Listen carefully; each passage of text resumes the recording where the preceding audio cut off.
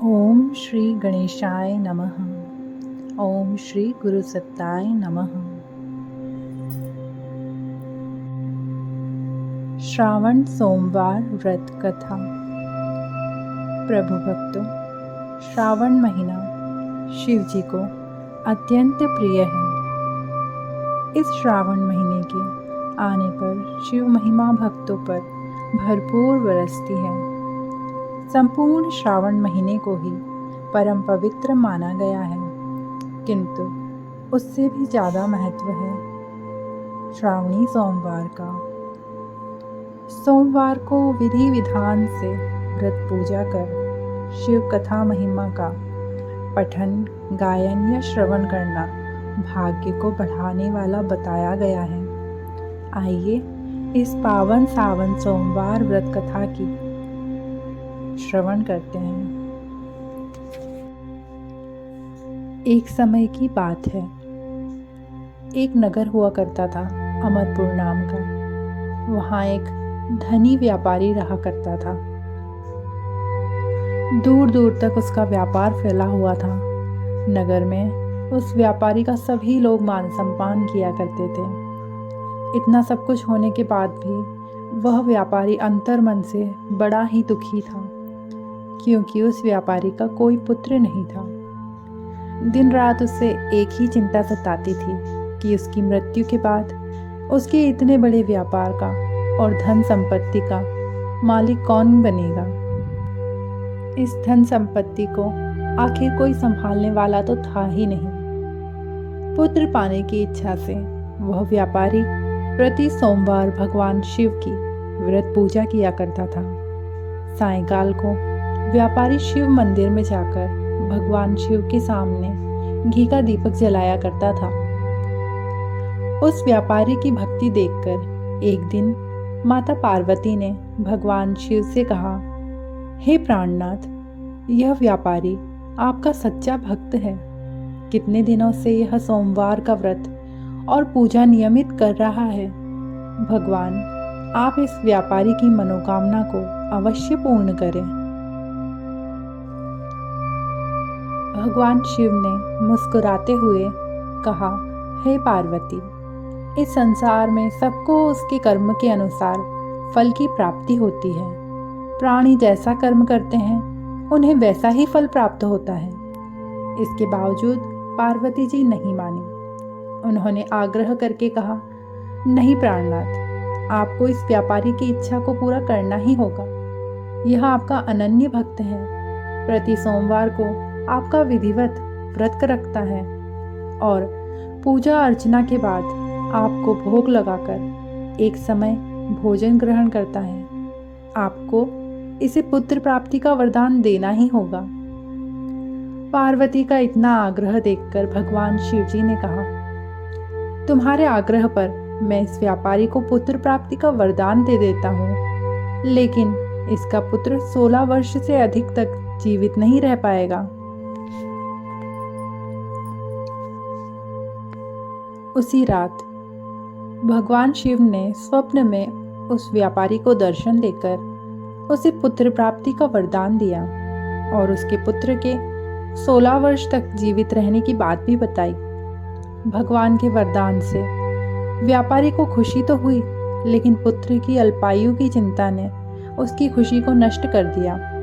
व्यापारी पहले की तरह सोमवार का विधिवत व्रत करता रहा। कुछ महीने पश्चात उसके घर एक अति सुंदर पुत्र उत्पन्न हुआ। पुत्र का जन्म से व्यापारी के घर में खुशियां भर गई।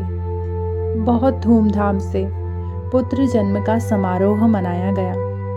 व्यापारी को पुत्र जन्म की अधिक खुशी नहीं हुई, क्योंकि उसे पुत्र के अल्पायु के रहस्य का ज्ञान था।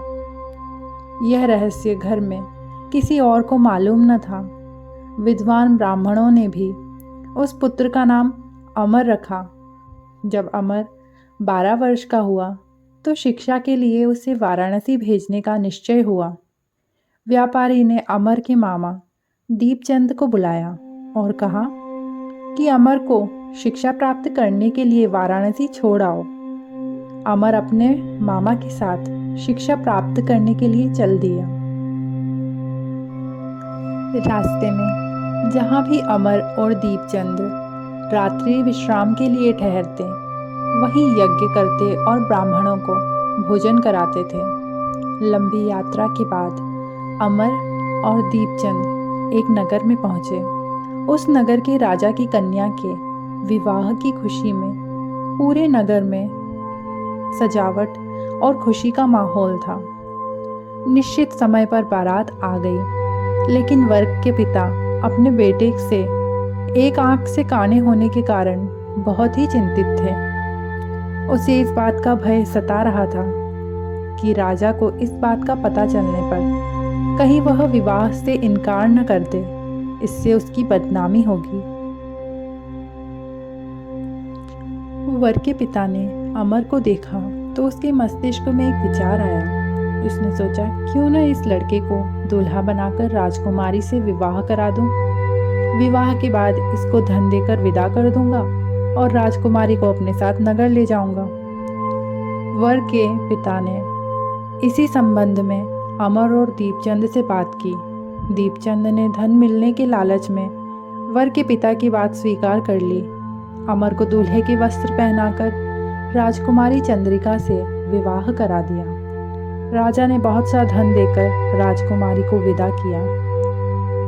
अमर जब लौट रहा था तो सच नहीं छिपा सका और उसने राजकुमारी की ओढ़नी पर लिख दिया, राजकुमारी चंद्रिका, तुम्हारा विवाह तो मेरे साथ हुआ था। मैं तो वाराणसी में शिक्षा प्राप्त करने जा रहा हूँ। अब तुम्हें जिस नवयुवक की पत्नी बनना पड़ेगा वह कान्हा है। जब राजकुमारी ने अपनी ओढ़नी पर लिखा हुआ पढ़ा तो उसने काने लड़के के साथ जाने से इनकार कर दिया। राजा ने सब बातें जानकर राजकुमारी को महल में रख लिया। उधर अमर अपने मामा दीपचंद के साथ वाराणसी पहुंच गया। अमर ने गुरुकुल में पढ़ना शुरू कर दिया। जब अमर की आयु 16 वर्ष पूरी हुई तो उसने एक यज्ञ किया। यज्ञ की समाप्ति पर ब्राह्मणों को भोजन कराया और खूब अन्न वस्त्र दान किए। रात को अमर अपने शयन कक्ष में सो गया। शिव के वरदान के अनुसार शयनावस्था में ही अमर के प्राण पखेरु उड़ गए। सूर्योदय पर मामा अमर को मृत देखकर रोने पीटने लगा। मामा के रोने विलाप करने के स्वर समीप से गुजरते हुए भगवान शिव और माता पार्वती ने भी सुने। पार्वती जी ने भगवान से कहा, हे प्राणनाथ, मुझसे इसके रोने के स्वर सहन नहीं हो रहे।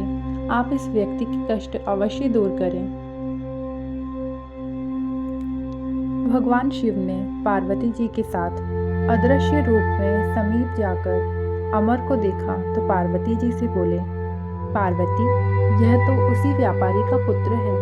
मैंने इसे 16 वर्ष की आयु का वरदान दिया था। इसकी आयु तो पूरी हो गई। पार्वती जी ने फिर भगवान शिव से निवेदन किया, हे प्राणनाथ, आप इस लड़के को जीवित करें, नहीं तो इसके माता पिता पुत्र की मृत्यु के कारण रो रो कर अपने प्राणों का त्याग कर देंगे। इस लड़के का पिता तो आपका परम भक्त है। वर्षों से सोमवार का व्रत करते हुए आपको भोग लगा रहा है। पार्वती के आग्रह पर भगवान शिव ने उस लड़के को जीवित होने का वरदान दिया और कुछ ही पल में वह जीवित होकर उठ बैठा। शिक्षा समाप्त करके अमर मामा के साथ अपने नगर की ओर चल दिया। दोनों चलते हुए उसी नगर में पहुंचे जहां अमर का विवाह हुआ था। उस नगर में भी अमर ने यज्ञ का आयोजन किया। समीप से गुजरते हुए नगर के राजा ने यज्ञ का आयोजन देखा। राजा ने अमर को तुरंत ही पहचान लिया।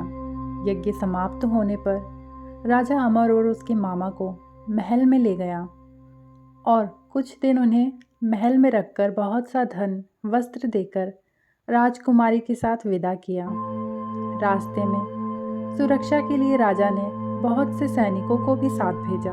दीपचंद ने नगर में पहुंचते ही एक दूत को घर भेजकर अपने आगमन की सूचना भेजी।